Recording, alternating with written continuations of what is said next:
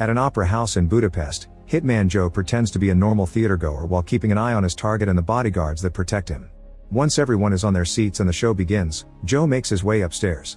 Minutes later, a bodyguard notices a shoe behind a curtain and checks it out, but it's a trap by Joe, who suddenly kills him with a knife and hides the body behind the curtain. Joe moves through the corridor and shoots the other bodyguard before finding his target at the balcony. The man offers to pay triple the amount of his current payment, but Joe turns him down and shoots him in the head. He asks the guy's date to stay silent and the woman runs away. Then he looks at the stage and for a second he meets the eyes of Maize, the star of the show. He decides to leave, but on his way out, he starts having a headache and feeling dizzy. Downstairs, another bodyguard sees the woman run away and tries to contact his boss. When he gets no answer, he rushes to investigate and finds all the bodies. At that moment, the security team sees him with a gun and gets ready to arrest him, so the bodyguard opens fire. He only manages to kill one officer because the other hides to call for help. Next, the bodyguard hides in the balcony, and when the officer comes after him, he gets shot through the door. Suddenly all the lights are turned on in the theater and the bodyguard decides to jump off the balcony, landing in the middle of the stage. The dancers and the public immediately panic and begin to run away while another officer appears at the balcony to shoot down the bodyguard from afar.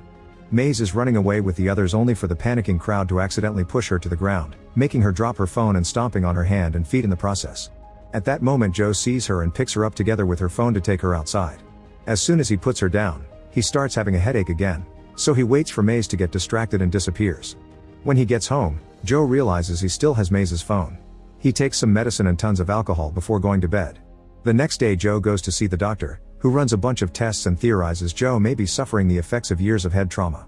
The test's results will be ready later, but the doctor already advises Joe to start thinking about getting a new job. Afterward, Joe visits his handler and close friend Zvi, who also thinks Joe needs a vacation and to meet someone special. After lots of hesitation, Joe goes to the dance studio to give Maize back her phone. She's very grateful and gives him her number while flirting with him. On his way out, Joe throws the number in the trash, but he quickly regrets it and takes it back. In the evening, he very awkwardly texts Maize and they agree on a date. They end up having dinner together and have a wonderful time, although Joe never reveals his real job. For the next few days, Joe divides his time between dating Maize and doing more mercenary missions in different places like France, Romania, Austria, and Switzerland. His relationship with Maize grows serious and they start spending their nights together. Sadly, the headaches never stop and the medicine isn't as effective anymore. When the test results are finally ready, the doctor has bad news for Joe. He has a neurodegenerative brain disorder. There's no cure for it, which means Joe only has 3 months left to live. Stuck in a state of shock, Joe turns down the doctor's offer of palliative care and therapy. Instead, he goes home and starts researching the illness online. There are many videos of people losing control of their limbs and information confirming there's no cure. Joe grabs a gun and considers ending things, but he reminds himself to think of Maize. He opens a secret safe in the floor and takes out all his money, then he grabs all his weapons and throws them in the river. The following day, Joe goes to see Zvi and says he wants to offer $2 million for his own head. He would have self-deleted, but life insurance won't pay for that, and he wants Maize to get the insurance money. However, Zvi refuses to put a contract on his best friend, no matter how much he pays. Afterward, Joe goes to see Antoinette, who also used to be an assassin and nowadays she works as a handler. Her bodyguard is Max, a killer known for his brutality. Antoinette has a personal grudge against Joe because he killed her father even though he mentored him, so she's delighted to put a contract on his head. Since Joe still has a few things to do, he asks her to activate the mission at midnight. After Joe leaves, Antoinette checks the assassin app to choose the hitman for this mission.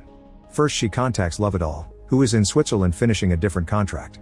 When he sees the message, he turns the mission down, saying $2 million isn't worth it. Next, the messages goes to Goyang and his gang, who are at a karaoke bar in Prague. The gang has been hiding as workers all along and now they reveal themselves to kill their targets in just a few seconds thanks to teamwork. Goyang is happy to accept Joe's contract. Just in case, Antoniette also sends it to the Langos brothers, who are killing a guy by tying him to their bikes and pulling at the same time to split his body.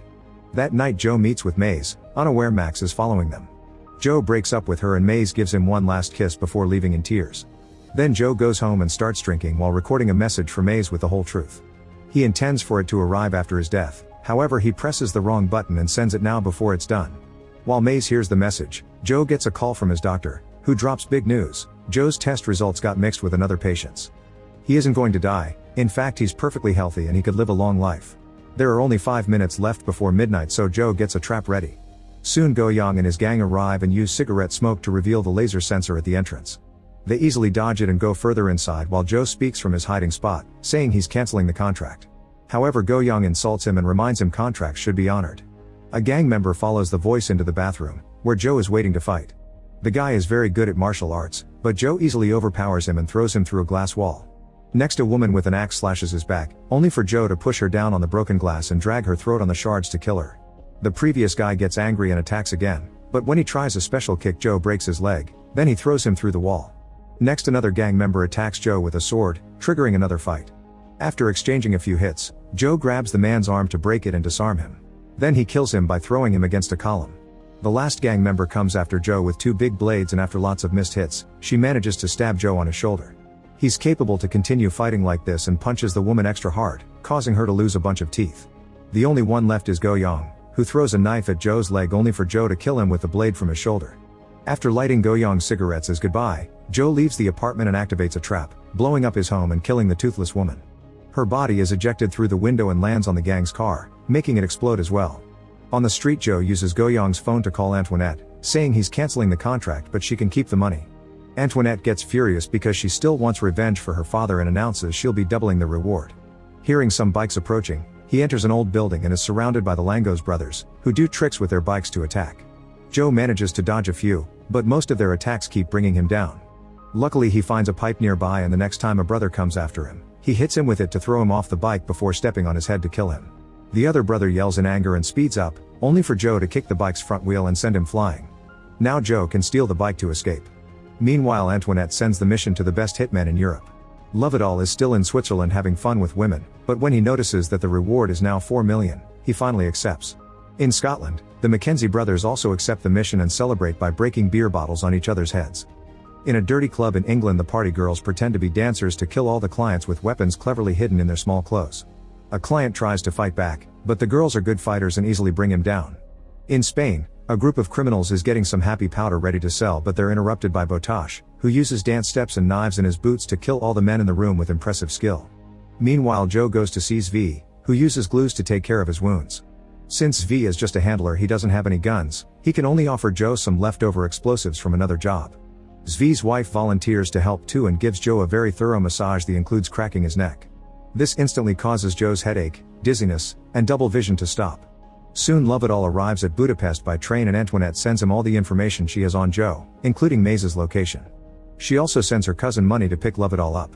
Money is very annoying and kinda stupid, but Antoinette promised her uncle she would train him to be a hitman too. They go to Maize's building and surround her on her way out. Maize immediately kicks Money to bring down, so Lovedal knocks her out with a punch to kidnap her. In the morning, Joe travels to an old castle in the countryside and Max quickly learns about it. The information is sent to all the hitmen, who hurry to that location. However, this is on purpose. Zvi leaked the intel as part of their plan.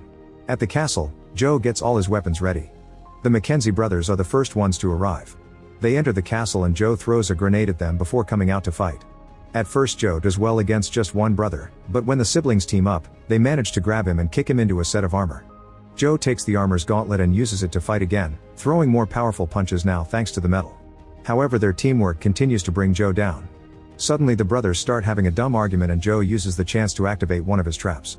He pulls a rope to bring down a chandelier and trap one of the brothers, who gets pushed toward a deer head and is instantly impaled. Then Joe takes a piece of antler and fights the other brother again, exchanging a few hits before stabbing him to death. At that moment the party girls come in with open fire, so Joe uses the dead guy's body as a shield to run into another room. The girls throw a grenade but Joe dodges it and uses the brother's gun to fire back. Soon another grenade comes and this one does hurt him before he manages to hide. The gunfight continues and Joe runs out of bullets, so one of the girls tries to approach him. She accidentally steps on a trap and the resulting explosion brings her down. Joe immediately drags her body to a corner and activates her grenades before throwing her at the other woman so that the explosion kills them both at the same time. Joe manages to steal their gun before the explosion sends him flying through a door.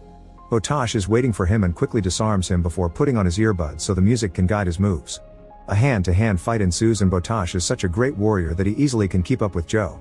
They keep throwing each other all over the room and Botash hurts Joe with his boots, so in return Joe makes him lose the earbuds. Since punches are doing nothing, they grab a pair of swords to keep on fighting.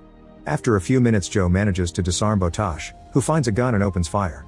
Joe runs to hide behind a table and activates another trap that blows Botash up, only leaving his boots behind. Outside, Lovedal's group arrives and he immediately guesses this is a trap because he sees all the hitmen's vehicles at the entrance. Lovedal tells Money to watch over Maize while he goes to investigate. As soon as Lovedal is out of sight, Maize says she needs to stretch her legs and manipulates Money into letting her leave the car. Then she pretends to fall and grabs a branch to knock money out. Meanwhile, Lovedall calls Joe using Maize's phone and offers to free her if Joe hands himself in. They're forced to hang up when Max arrives with a whole armed team. They enter the castle and begin looking around while being careful to avoid any traps. Joe is hiding in the shadows and activates an explosive that brings down half the team. Then Joe sneaks around to stab a soldier and take his gun, using it to kill the other guys in the room and escape through the back door. Lovedall is waiting for him in the garden and makes him drop the gun. Before they can reach a deal, Maize appears in Money's car and runs over Lovedall before opening the door for Joe. The couple escapes together while Max's remaining men try to open fire to no avail. On the road, Joe finally tells Maize everything about the illness mix-up and his real job. He explains he kills criminals and not civilians. He also swears he's retiring. Maize is glad to hear that because she's pregnant. As they agree to work things out, Maize passes out and Joe discovers a bullet wound in her neck.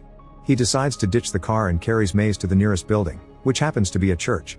Thankfully, the bullet only grazed Maize's body and she quickly wakes up. Joe is so relieved that he asks her to marry him and she agrees. The local priest is skeptical because they don't have a marriage license, there are no witnesses, and neither of them are Catholic. In the end, he agrees to do it if they give confession. The poor priest ends up horrified to hear all of Joe's assassinations, but when Joe explains he wants a second chance in life to be a father, the priest agrees to give him redemption as long as he swears to retire. The humble ceremony begins and Joe uses a grenade pin as a ring. They're interrupted by Lovedall, who opens fire. Joe tackles Maize to save her and the priest is shot instead.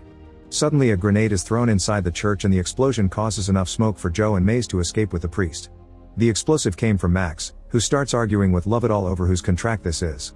While in the back room the couple takes care of the priest's wound, Lovedall opens fire and manages to bring a few of Max's men down. Joe soon comes back and shoots a few soldiers down as well. Grenades keep falling and exploding, which start a small fire. When Lovedall tries to fight a soldier hand to hand, Max throws another explosive that makes a scaffolding fall and trap Lovedall. Max then starts searching the church, killing his last man because he's injured. Joe tries to surprise him from behind and they end up in a standoff, only for Joe to discover he's run out of bullets. A smug Max announces he's won, but before he can shoot, Maize blows up his head first. In the meantime, Antoinette gets her things ready to leave the country. Zvi shows up to announce she broke the rules just like her father and shoots her in the head. Sometime later, Joe and Maize have a proper wedding with the now recovered priest and all their friends. Joe is ready to start his life as a retired man, but Maize realizes raising a kid is very expensive and tells her husband to maybe do a couple more jobs. Make sure to subscribe and turn on notifications so you can watch more videos like this. Thanks for watching.